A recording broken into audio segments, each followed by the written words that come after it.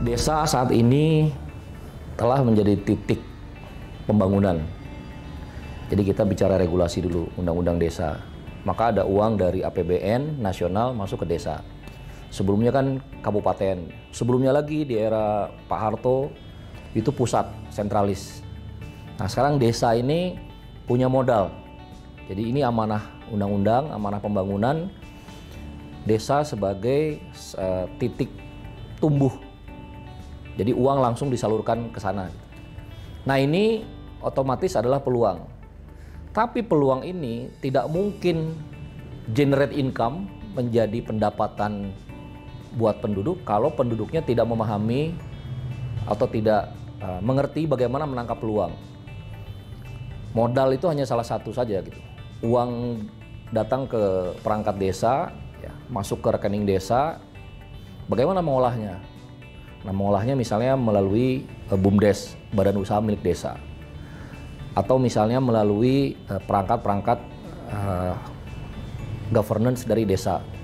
Tapi dibutuhkan juga champion-champion. Jadi pelaku-pelaku usaha di desa juga orang-orang yang mengerti bagaimana melihat potensi-potensi desa yang berujung pada pendapatan atau peningkatan taraf hidup masyarakat desa. Nah, hal pertama yang paling dibutuhkan adalah kemampuan menangkap peluang. Peluang ini bahkan banyak banget. Lihat dari kemampuan komparatif, misalnya satu desa ada di pesisir pantai, maka peluang-peluang bahari yang mengemuka di desa tersebut, entah dia perikanannya, entah bikin tambak, entah misalnya di situ ada kemungkinan dibuat desa wisata. Kalau dia misalnya di pegunungan, konsepnya berarti perkebunan yang membutuhkan misalnya tanaman yang membutuhkan yang vegetasinya vegetasi tinggi, misalnya apa, kopi arabica misalnya. Itu peluang. Dan sebenarnya peluang ini juga nggak susah ya teman-teman. Jadi kita bisa melihat yang sudah dilakukan oleh para pendahulu atau orang-orang tua itu di situ apa gitu. Misalnya ada satu desa kebiasaan menanam bambu tamyang misalnya. Berarti udah biasa bikin seruling. Berarti secara kriya nih, secara kerajinan orang-orang tersebut tangan-tangannya udah mulai terlatih tuh membuat kerajinan. Kalau ada 1-2 orang yang kreatif, misalnya dia sekolah ke sekolah desain gitu, dia mengumpulkan talent-talent itu, terus dia juga memahami misalnya cara nanam bambu yang baik, ya kan, menyeleksinya, terus memahami produktivitas bambu, bagaimana mengemas pasca panennya gitu. Terus paham juga secara sosiologi atau social development pekerja-pekerja desa tersebut, bagaimana membayarnya, bagaimana menjualnya, maka dipastikan desa tersebut punya kemampuan untuk mandiri, kemampuan untuk menjual, kemampuan untuk menangkap peluang. Jadi peluang itu bisa di mana saja gitu. Misalnya ada satu desa lagi, tiba-tiba lahannya terpakai oleh industri. Kalau pikiran kita negatif ya, pikiran kita tidak mampu menangkap peluang, kita paling pikirnya apa? Wah, saya sama istri saya bisa kerja di pabrik, ya kan? Pikirannya adalah kita jadi buruh. Nggak apa-apa, itu sebagai buruh juga nggak apa-apa bekerja. Itu adalah program pemerintah di mana meningkatkan atau menurunkan angka pengangguran, itu nggak ada masalah, silahkan. Tapi mungkin harus ada 1-2 orang yang melihat, atau misalnya kepala desanya. Kalau ada pabrik di situ, berarti ada misalnya 1000 karyawan di situ setiap hari. Gajian misalnya tiap minggu atau tiap bulan. Kadang-kadang kan suka ada pasar kagetan tuh di sekitar pabrik. Kalau kita bikin satu tempat buat misalnya pasar kaget dikelola oleh Karang Taruna atau desa dengan tarif tertentu, tapi kita kasih layanan yang baik, tempat parkir yang baik, ada tong sampah yang teratur, ya kan? Terus juga ada sewa yang menguntungkan dengan pemilik lahan di sekitar pabrik misalnya. Terus kita juga dengan manajer pabriknya kita kerjasama. Itu peluang. Hanya dari lokasi saja. Terus dari rutinitas gajian. Itu juga peluang. Tanpa harus mengandalkan bantuan atau dana APBN tadi yang masuk ke desa. Hanya karena ada pabrik masuk. Kalau kita jeli menangkap ya, di mana ada need, ada kebutuhan, di sini ada supply, maka terjadilah transaksi. Peluang-peluang di desa itu paling gampang ya follow the money aja. Itu paling simpel kalau kita pengen cari lihat peluang dari mana bisnis itu bisa berasal. Kita bisa melihat aja secara langsung.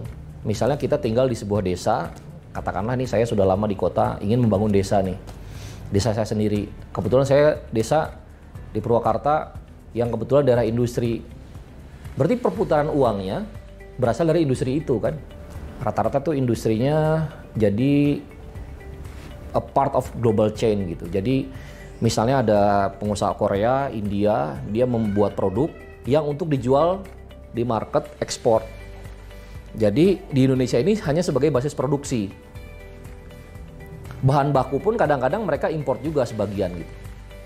Kalau kita bisa mencari peluang ikut dalam supply chain-nya si pabrik itu juga itu sangat bagus. Tapi biasanya agak nggak ideal. Jadi yang paling gampang adalah ya desa itu butuh karyawan, kita bisa masuk membantu. Jadi filosofinya membantu. Atau desa itu si pabrik itu butuh karyawan, desa itu membantu untuk menyediakan karyawan. Kepentingan desa adalah warga desa. Pabrik itu pasti butuh karyawan-karyawan juga yang dari luar kota. Berarti butuh tempat tinggal karyawannya, berarti butuh kontrakan. Itu juga peluang tuh. Nah, desa bisa terlibat dengan, ini bahasanya agak sedikit unik, kapitalis lokal. Jadi orang kaya setempat untuk mengelola resources, lahan yang kosong, yang tidur, untuk dimanfaatkan sehingga jadi pendapatan asli desa. Itu juga peluang. Nah, ini contoh dari desa industri.